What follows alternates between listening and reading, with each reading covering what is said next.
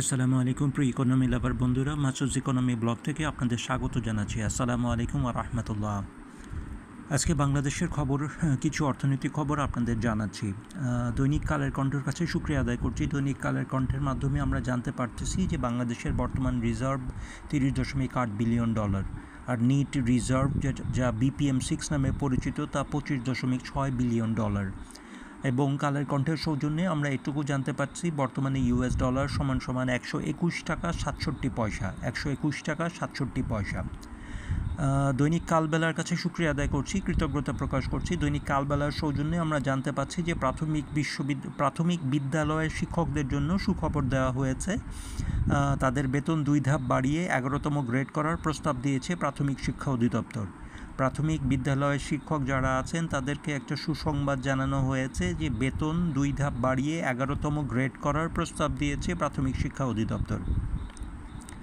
আন্তর্জাতিক অর্থনৈতিক সংবাদের দিকে যদি একটু তাকাই, আমরা CNN-এর বরাত দিয়ে এতটুকু জানতে পারতেছি যে স্টিফেন মিরানকে president Trump board of government of federal রিজার্ভের শূন্য পদে মনোনয়ন দিয়েছেন। স্টিফেন মিরান, এটা একটি আন্তর্জাতিক অর্থনীতির জন্য একটি গুরুত্বপূর্ণ ঘটনা।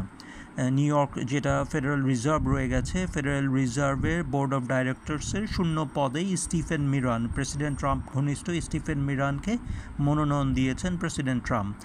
এবং কার জায়ান্ট কোম্পানি, CNN-এর সৌজন্যে একটুকু জানাচ্ছি, কার জায়ান্ট কোম্পানি টয়োটা জানাচ্ছে যে তাদের মুনাফা $10 বিলিয়ন ক্ষতিগ্রস্ত হতে পারে। তাদের মুনাফা $10 বিলিয়ন ক্ষতিগ্রস্ত হতে পারে নতুন ট্যারিফের কারণে। আমরা CNBC-র সৌজন্যে এতটুকু বলতে পারছি, CNBC-র সৌজন্যে আন্তর্জাতিক বাণিজ্যের এতটুকু খবর জানাচ্ছি যে মার্কিন যুক্তরাষ্ট্রের ট্রেজারি ইল্ড বর্তমানে স্টেডি অবস্থায় রয়েছে।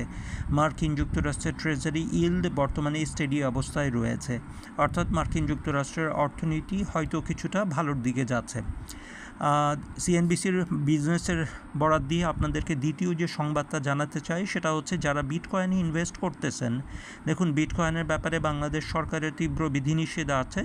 আমরা আবারও একটু বলতে চাই, বিটকয়েনে যারা এরকম নিজেদের বিনিয়োগ করছেন, bitcoin is losing it's value. এটা হচ্ছে আজকে CNBC বাণিজ্য সংবাদ। বিটকয়েন আস্তে আস্তে তার মুদ্রামান বা হারাচ্ছে। কাজেই যারা বিটকয়েনে মুদ্রামান বিনিয়োগ করেছেন বা মুদ্রা বিনিয়োগ করেছেন, এমনিতেও বাংলাদেশ ব্যাংকে নিষেধাজ্ঞা রয়ে গেছে, তারপরেও যারা বিটকয়েনে বিনিয়োগ করেছেন, বিটকয়েনে তাদের টাকা পয়সা খুব শীঘ্রই শূন্য হয়ে যেতে পারে। এটা আজকের CNBC-র বরাত দিয়ে জানাচ্ছি। সবাই ভালো থাকুন, সুস্থ থাকুন। আসসালামু আলাইকুম ওয়া রাহমাতুল্লাহ।